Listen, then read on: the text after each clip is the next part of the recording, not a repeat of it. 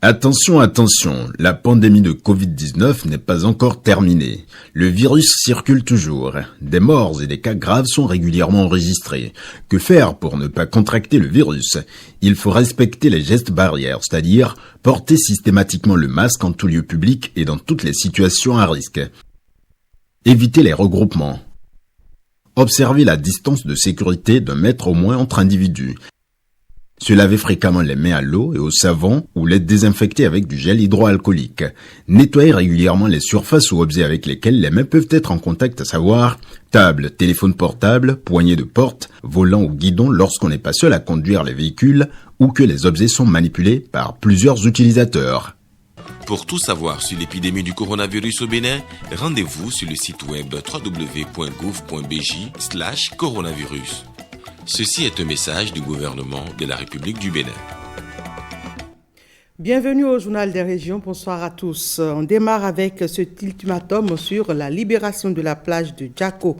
Ils ont jusqu'à vendredi prochain pour libérer les lieux à la plage Djako de Fidjosé et ses pêcheurs installés sous l'emprise du projet de modernisation de cet espace côtier ont désormais moins de 72 heures pour libérer l'espace. Sur le terrain, beaucoup traînent encore les pas malgré la notification qui leur a été faite par les autorités de la ville. Koudous Ablaï a fait un tour et voici son constat.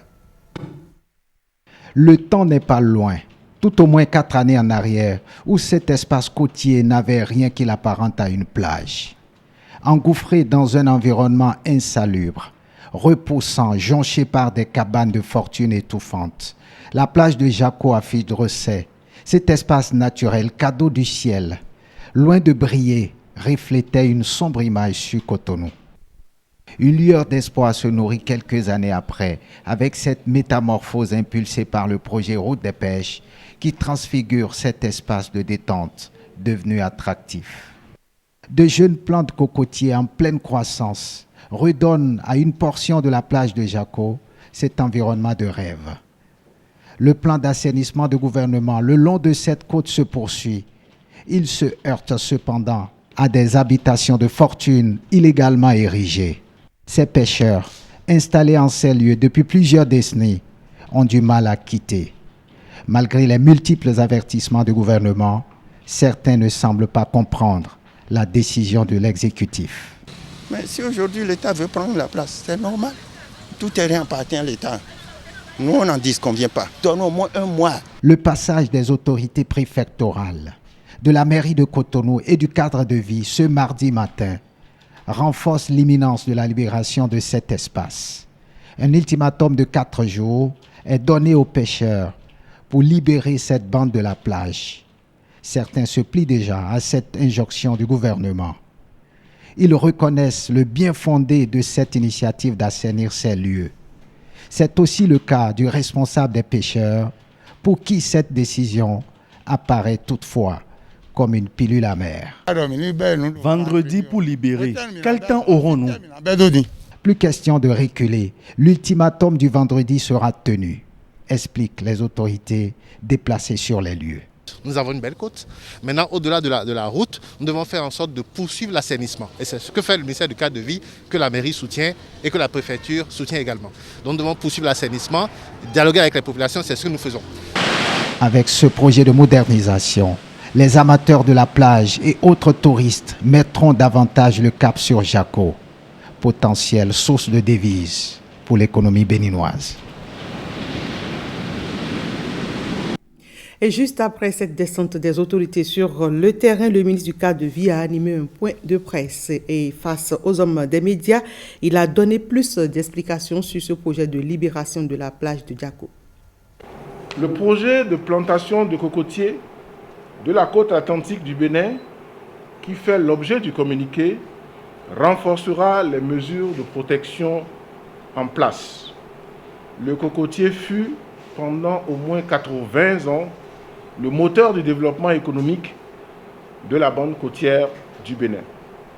De ce fait, les cocoteraies constituent les principaux remparts végétaux contre l'érosion côtière. La mise en œuvre du projet gouvernemental de plantation de cocotiers le long de la côte atlantique renforcera les mesures de protection en place. Il permettra plus spécifiquement de restaurer et de protéger les ressources naturelles, d'assainir et de protéger la bande côtière contre l'érosion et lui redonner sa beauté naturelle aux fins de la promotion du tourisme. Il vise également à améliorer le bien-être des communautés riveraines à travers la promotion de la filière du coco, notamment l'huile de coco, les noix débourrées, le copra, les noix fraîches et le lait de coco.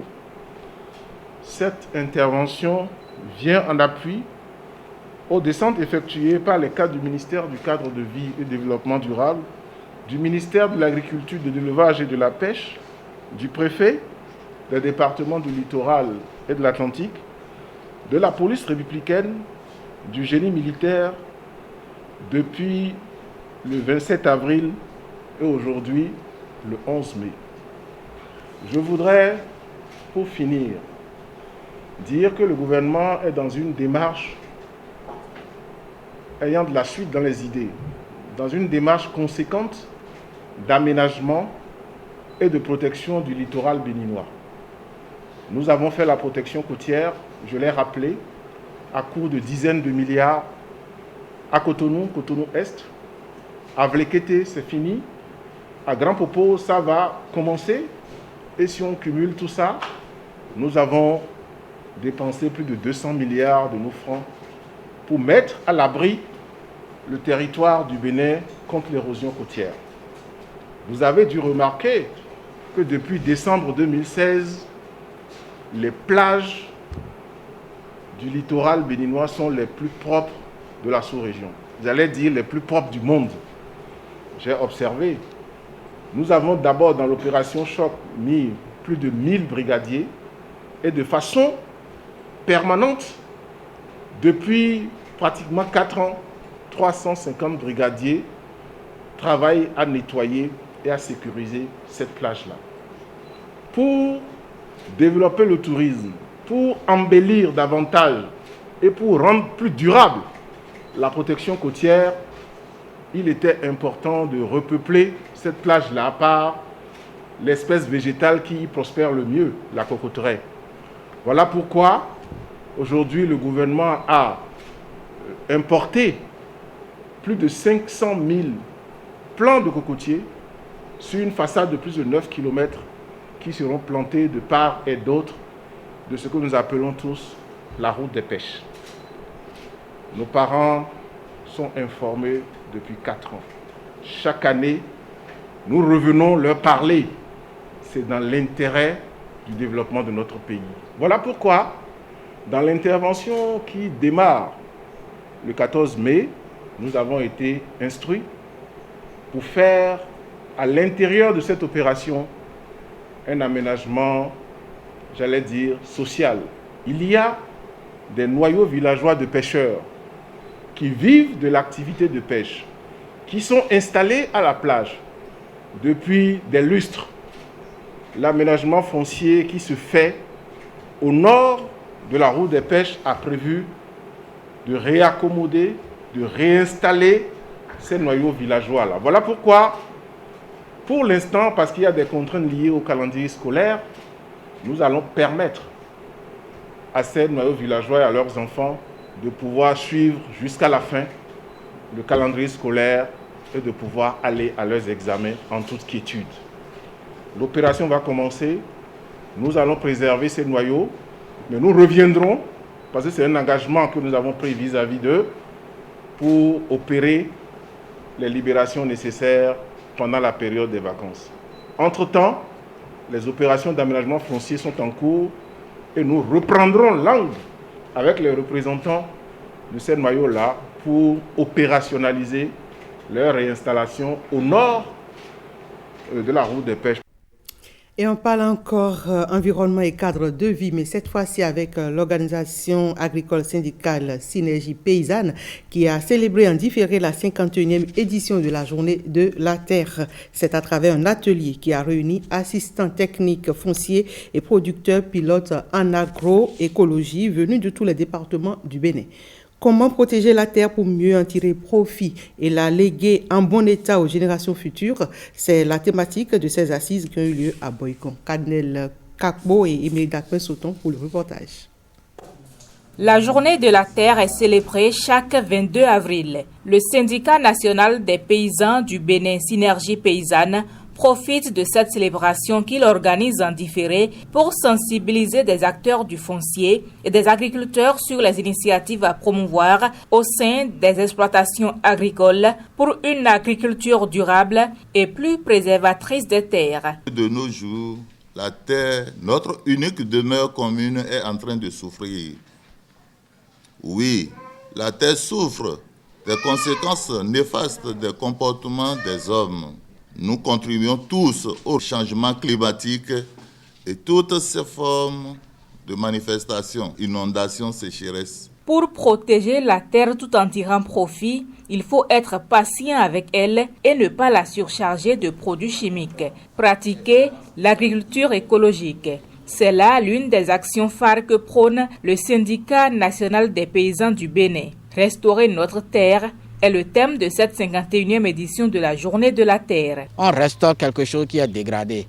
Ça voudrait dire que le constat aujourd'hui, c'est que la terre est dégradée. Vous allez dans les collines, vous allez voir des gens qui ont quitté la Takora, vous allez voir des gens qui ont quitté le sud, et c'est pour aller chercher des terres fertiles, parce que les terres qui sont au sud ou qui sont au nord sont déjà en dégradation, et en quête de terres fertiles, les gens sont obligés de faire une migration interne pour aller dans les collines. La terre fournit la vie et la subsistance. Il est donc important de bien en prendre soin, moins la dégrader pour permettre aux générations futures d'en profiter aussi, ont souligné les responsables de l'organisation agricole syndicale Synergie paysanne. L'association Alpha Taka avec son partenaire cohésion Al-Hidaya en collaboration avec la mairie de Djougou a distribué de la viande aux personnes handicapées à la veille de la fête du Ramadan. Une action sociale pour leur permettre de fêter avec des aliments riches, nous précise le reportage signé Ernest Tetegou et Ablaï Mouni Yacoub. Une cinquantaine de moutons dont la viande est destinée aux personnes handicapées de la commune de Djougou, une œuvre de charité de l'association Alpha Taka. Pour que la fête soit belle, il faut non seulement le riz et huile végétale, mais aussi et surtout la sauce soit bien garnie. Donc il fallait cette action de distribution des viandes.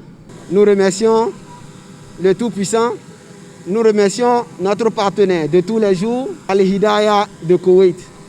Nous remercions également la mairie de Djougou. Remercier à travers l'association Alpha Taka les donateurs du Koweït qui, malgré la distance, pensent à nos communautés et surtout aux personnes handicapées qui font partie entière de notre communauté. Des dons de viande, ce qui montre qu'effectivement la fête sera belle. Et que dans les maisons, tout le monde sera en joie. Nous, personnes handicapées, nous allons aussi fêter au même titre que des personnes supposées bien importantes. Nous remercions une fois encore l'association donatrice qui ne ménage aucun effort pour venir en aide aux personnes handicapées. 5 kg de viande pour chaque bénéficiaire pour un jour de fête de Ramadan heureux. L'association Alpha Taka au service de la communauté s'investit quotidiennement pour le bien-être des citoyens démunis de la commune de Djougou. Béninoises, Béninois, la Covid-19 tue lorsque les cas positifs ne sont pas diagnostiqués à temps. Pour éviter d'en être victime, le dépistage précoce est la solution. Il est indispensable d'aller en consultation dès l'apparition du moindre symptôme. Pour rappel, les signes courants qui font penser à la Covid-19 peuvent être la fièvre, la perte du goût ou de l'odorat, l'éternuement, l'écoulement nasal, la toux, l'irritation de la gorge, les difficultés respiratoires, etc. Dès l'apparition de l'un quelconque de ces signes ou de plusieurs à la fois, rendez-vous immédiatement dans l'un des centres de dépistage ouverts sur toute l'étendue du territoire national ou dans un centre de santé ou appelez le numéro vert 136. Pour tout savoir sur l'épidémie du coronavirus au Bénin, rendez-vous sur le site web www.gouv.bj/coronavirus. Ceci est un message du gouvernement de la République du Bénin. Et ainsi s'achève ce 19h que vous pouvez retrouver sur notre plateforme www.wtb.bj. Merci mesdames, messieurs pour votre aimable attention.